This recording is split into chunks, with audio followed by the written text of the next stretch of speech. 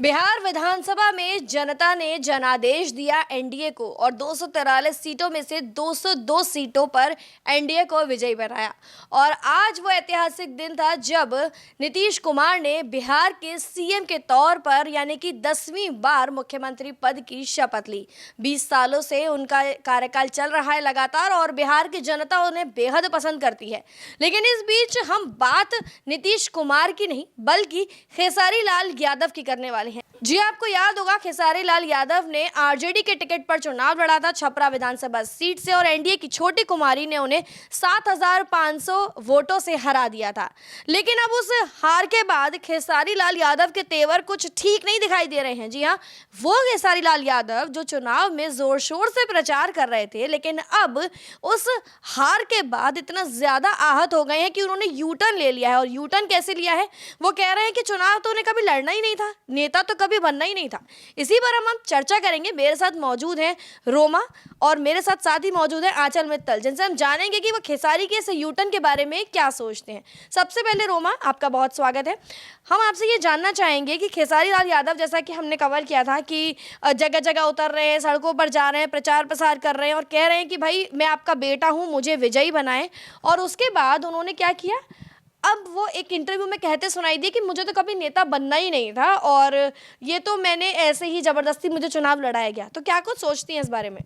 तो पूजा, ये तो वो बात हो गई कि अंगूर खट्टे हैं। पहले तो उनको नेता बनना था, छपरा का बेटा वो खुद को बोल रहे थे और बहुत ही अच्छे से वो प्रचार कर रहे थे, बहुत उम्मीदें थी उन्हें जनता से। लेकिन जब जनता ने उनको पसंद नहीं किया तो अब वो कह रहे हैं कि उनको कभी नेता बनना ही नहीं था। जबकि मैं आपको बता दूं कि कुछ जब वो हारे थे उन्होंने एक पोस्ट करके बोला था कि मैंने मेहनत की, सारी चीज़ें की, मैं आपके सपनों पर खरा उतरने वाला था, बहुत सारी चीज़ें बोली थी। लेकिन अब जब उनको लगा कि अच्छा चलो इस गली में तो काम नहीं बनने वाला है, ये जगह छोड़ देनी चाहिए, तो उन्होंने पूरा ठीकरा अपने कैरियर पे ही फोड़ दिया कि मुझे तो एक एक्टर ही बनना है, मुझे नेता नहीं बनना। तो मुझे लगता है कि ये तो वही बात हो गई। इसको लेके मैं आपको बता दूं कि वो सोशल मीडिया पे भी बहुत ट्रोल हो रहे हैं, लोग उन्हें बहुत चीज़ें बोल रहे हैं। ये भी कह रहे हैं कि ये तो वो बात हो गई कि जब बने नहीं तो बोल दिया कि मुझे ये रास्ते जाना ही नहीं था।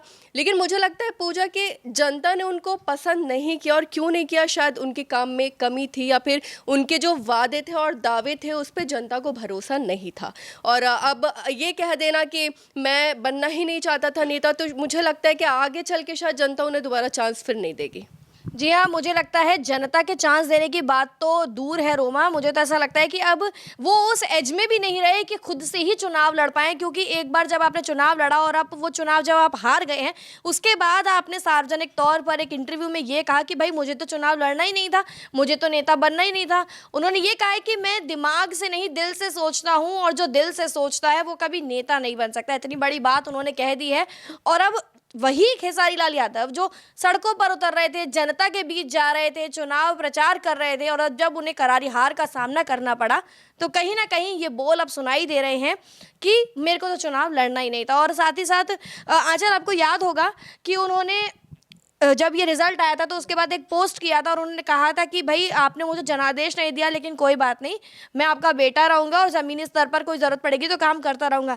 लेकिन अब तो साफ तौर पर पल्ला ही झाड़ लिया, साफ साफ कह रहे हैं कि भाई एक्टर हैं, एक्टर रहेंगे। कहीं ना कहीं ये भी है कि देखिए, मान लिया कि आप मूवीज़ में अच्छा करते हैं, आप एक अच्छे सिंगर हैं, भोजपुरी इंडस्ट्री में आपका अच्छा खासा नाम है, लेकिन ज़रूरी नहीं कि जनता आपको जनादेश देगी।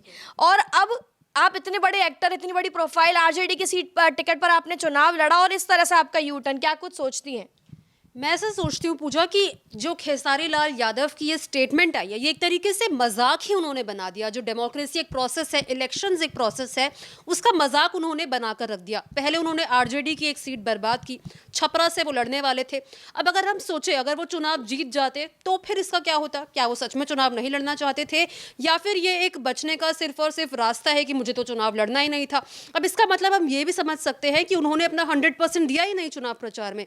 जो वीडियोज़ वो दे रहे थे, छपरा में ज़मीनी स्तर दिखा रहे थे, मैं काम करूंगा, मैं बहुत अच्छा करूंगा, जनता को कई वादे कर रहे थे। इन सब से कहीं ना कहीं दिख रहा है कि क्या खेसारी लाल अपना 100% दे रहे थे?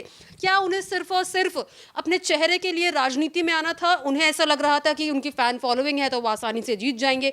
जैसे कि आपने बताया कि स्टेटमेंट भी उन्होंने दी थी कि अगर मैं चुनाव नहीं जीता तो अलग बात होगी, चुनाव मैं जीत के दिखाऊंगा, बेटा हूं बिहार का।